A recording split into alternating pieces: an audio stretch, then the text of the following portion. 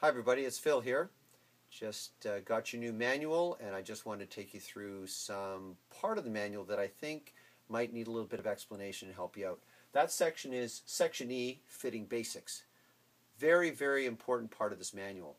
So in the last bit, running shoes have become much more complex. The traditional silos of shoes in motion control and stability and neutral cushioning and cushioning, those traditional silos, it's been added to with this whole minimalist movement.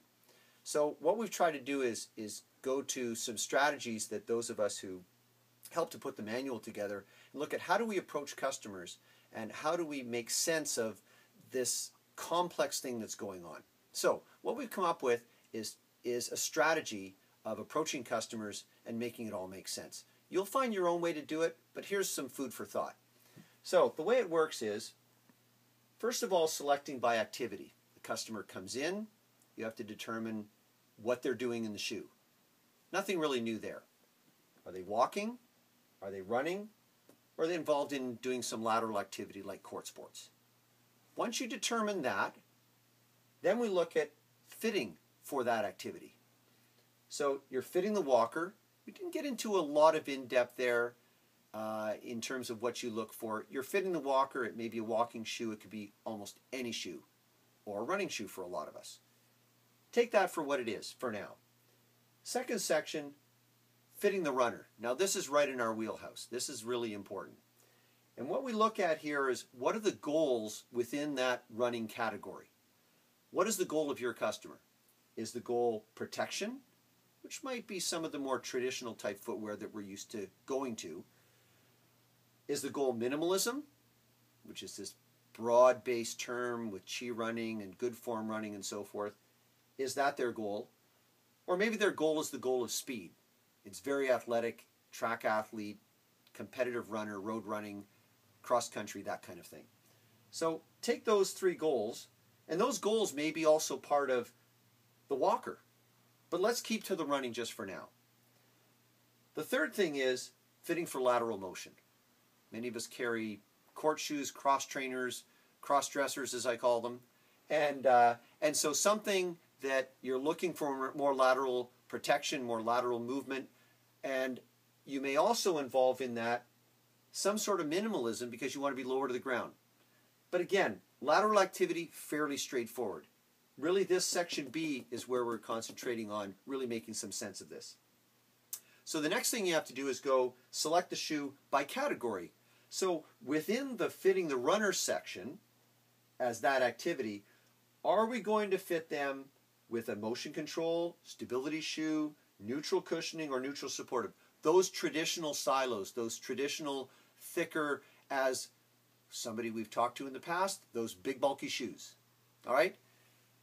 The last one, the big interest portion here, is the minimalist category. So within that category of minimalist footwear, there are two sections to that. And we've found as a group that this has been a really good way to really hone in on that 18-wheeler of minimalism and divide it into two 9-wheel sections. And those two 9-wheel sections are traditional minimalism and natural minimalism. In the manual, you'll see that what we kind of talk about there is a person, let's say for instance, simply trying to get a lighter, faster shoe, something that is, they still require some heel support. They still require the torsional rigidity of a traditional shoe, but they want to go more minimal. They want a lower drop in the heel. They want to get lower to the ground. The description of that shoe would be something like the late 70s, early 80s shoes back when I was a kid. That was your traditional racing training shoe. That would be a classic version of traditional minimalism. The other one is natural minimalism. And that is where the goal, for instance, of this runner is to get something that takes them more and gradually moves them into that kind of barefoot, exercise your foot, new science kind of thing that's going on. And that is, we've defined as no heel counter, torsional flexibility like a dish rag, encouraging your foot to intrinsically work and be barefoot-like, regardless of how thick the midsole is.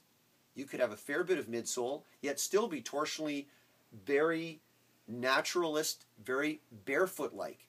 So those are really the two main parts: traditional minimalism, traditional features of a regular shoe, more minimal, and the more natural minimalism where the goal might be more towards getting to a barefoot situation.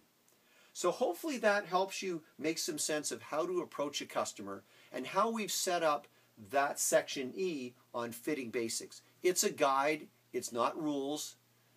The rules in this manual are the tibialis anterior is in that part of your leg, and there's no debating it. This particular section is a guide for you to look at, to think about, and think about how you approach your customers in order to make sense of this new complex thing that's going on. I hope it helps.